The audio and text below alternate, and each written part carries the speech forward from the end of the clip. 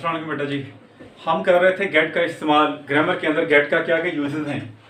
तो यहाँ तक हम पहुँच गए थे कि अंडरस्टैंड का मतलब दे रहा है गेट, गेट अचीव का मतलब भी दे रहा है, गेट पोजेशन का मतलब भी दे रहा है। इसके बाद मैं थोड़ा सा शिफ्ट होता हूँ इससे, नाइन्थ जो इसका यूज है, गेट के बाद इन्फिनेटिव आता है, गेट प्लस इन्फिनेटिव। जब ऐसा हो तो गेट का मतलब होता है गेट टू, गेट के बाद जब टू आए, टू के बाद फर्स्ट फॉर्म ऑफ वर्ब आए। जैसे कि एक सेंटेंस में लिखा हुआ मैंने, I always get to watch English movies, एक सेंटेंस है, आई ऑलवेज में हमेशा गेट टू वॉच, ये गेट आ गया, ये टू वॉच इन्फिनेटिव है, get plus infinitive, get plus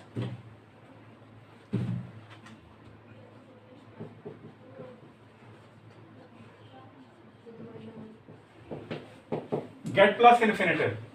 तो इसका मतलब है जैसे सेंटेंस है, I always get to watch English movies, मैं हमेशा इंग्लिश, इसका मतलब यह है कि मुझे इंग्लिश मूवीज देखने का मौका मिलता है।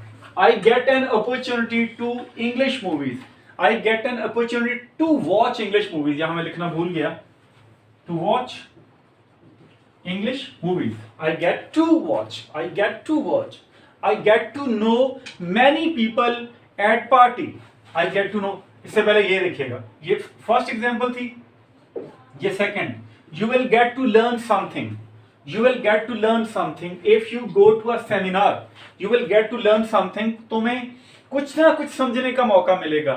if you go to a seminar, अगर आप सेमिनार जाते हैं तो मतलब क्या है, you will get and you will have an opportunity, you will have an opportunity,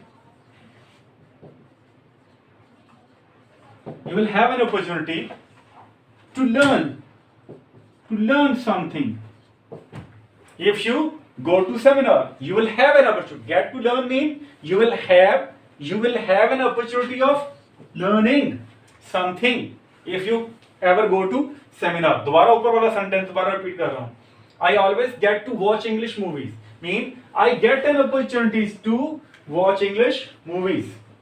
ये गेट का एक और इस्तेमाल है, जब गेट के बाद you will get to interact, I will get to interact with, I will get to interact with many visitors at conference, at conference, I will get to interact, मुझे मौका मिलेगा इंटरेक्ट करना, आपस में मिलना, मेलजोल करना। I will get to interact with many visitors, बहुत सारे जो मुलाकाती हैं उनके साथ मुझे मिलने का मौका मिलेगा। कहाँ? At conference। दोबारा रिपीट कर रहा हूँ, I will get to interact mean I will have an opportunity of interaction, I will have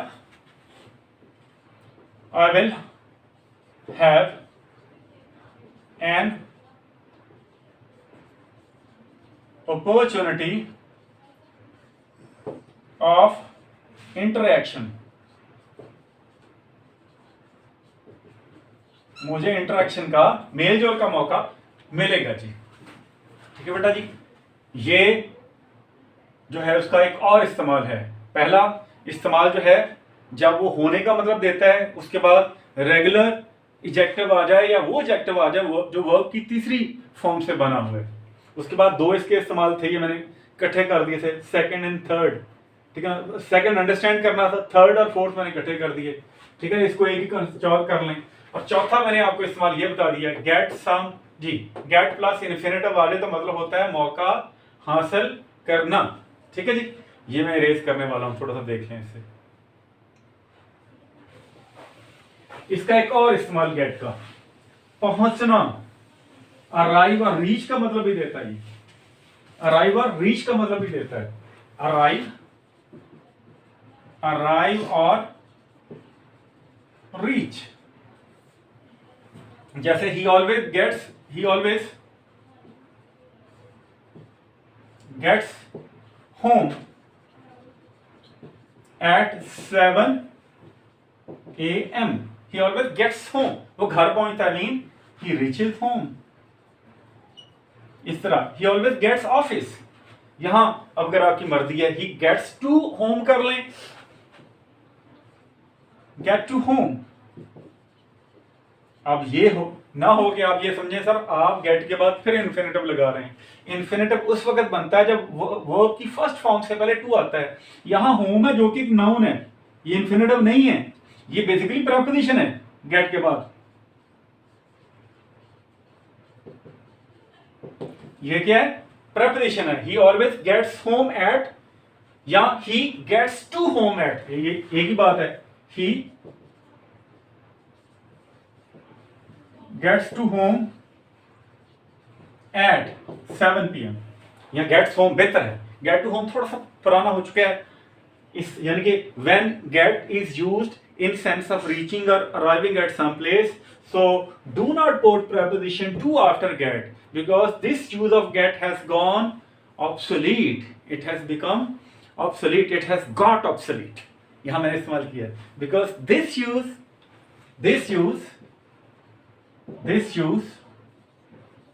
of using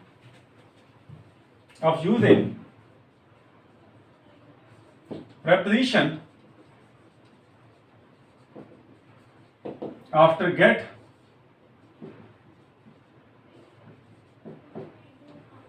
has got obsolete।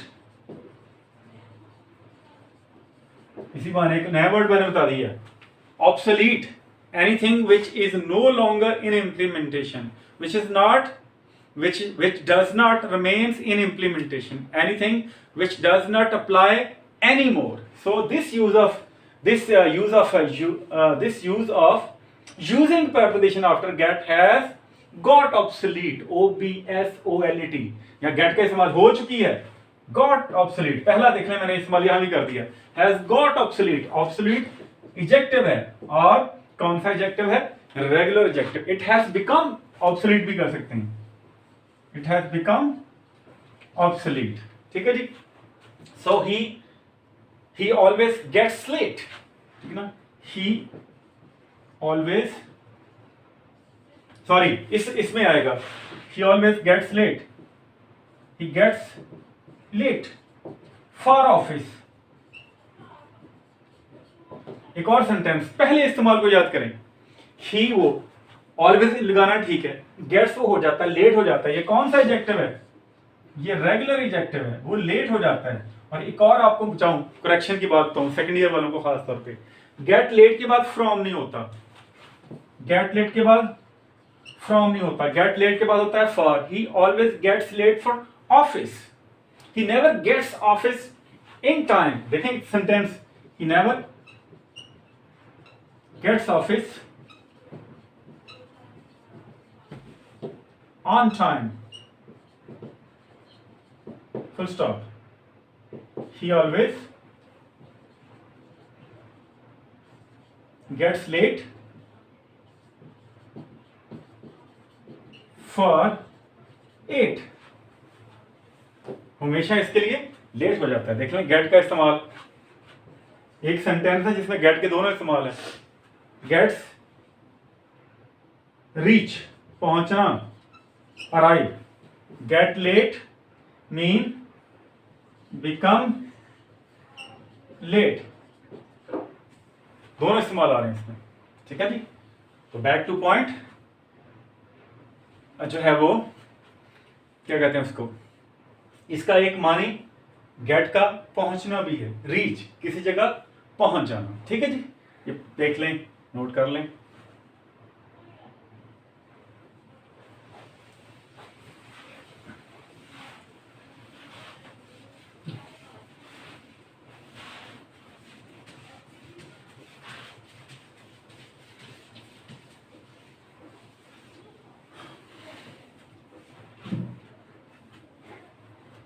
जी उसके बाद नेक्स्ट है जी कैच अ डिजीज।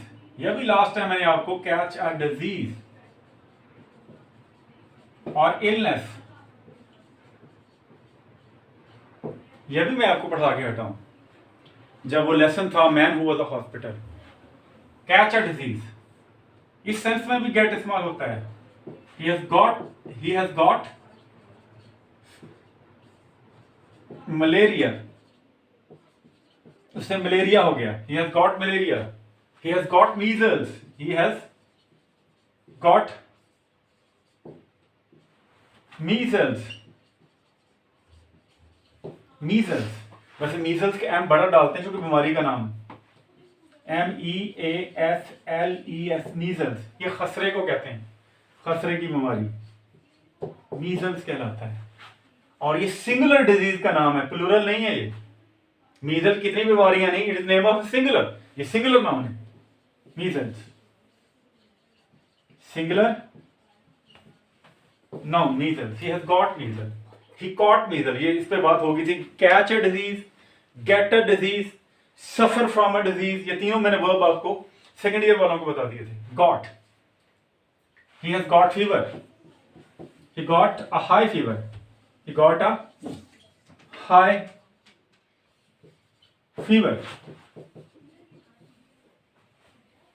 या he has a high fever, ठीक है ना। क्या क्या मतलब दे रहा है, he has a high fever, he has got an illness of running high fever, ठीक है जी, he got a fever। ये एक और इस्तेमाल है गॉड का। और उसके बाद ये जो उसका इस्तेमाल है, आगे दो इस्तेमाल वो है जिनको फिर मैं इकट्ठा कर रहा हूं। ये देखिए इरेज कर रहा हूं जी। गेट जो है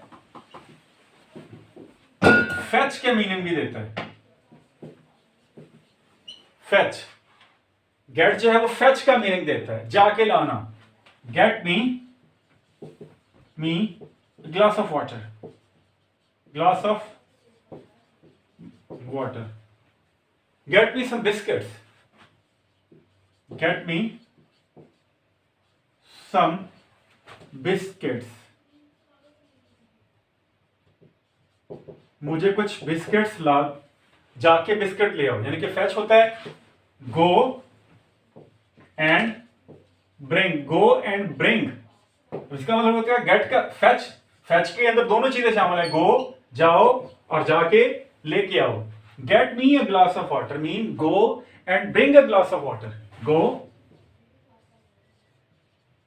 and bring a glass of water, जाओ और मेरे लिए पानी का ग्लास लेके आओ। Get me some biscuits, go and bring some biscuits,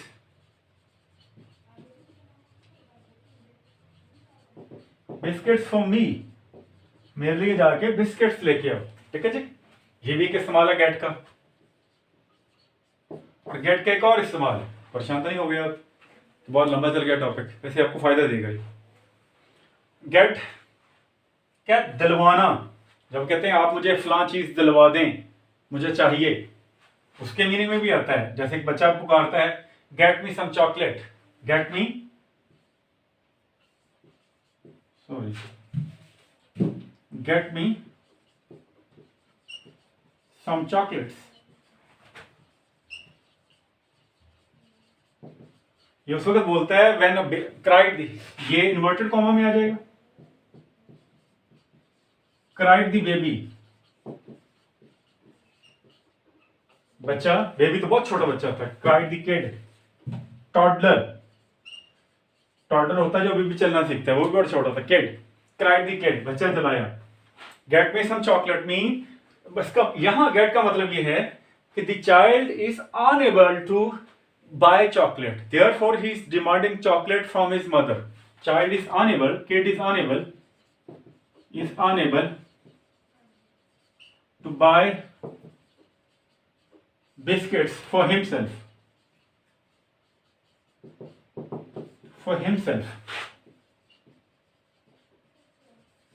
and is demanding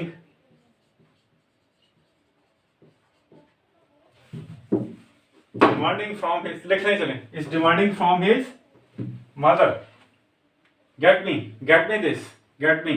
आप यहां खड़े हैं, आप दूसरी जगह नहीं जा सकते, कोई मसला है, get me this book, can you get me this book mean आप कहीं रुके हुए बैठे हैं या किसी ऐसी जगह बैठे हैं जहां आप मूव नहीं कर सकते. Suppose you have some serious disease and you cannot stand on your own feet, therefore you are asking your kids, please get me a glass of water, please get me this, because you are unable to do it by your own self, therefore you are trying to get it from somebody.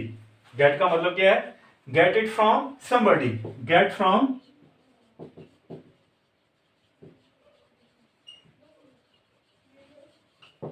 somebody, किसी बंदे से लेके आना. तो gate का मतलब जाके भी लेके आना है, ये भी इस्तेमाल है. और गेट का मतलब है जब आप खुद कोई काम ना करें, आप दूसरे से कहें. अब इसका मतलब यह है कि आप कर नहीं सकते.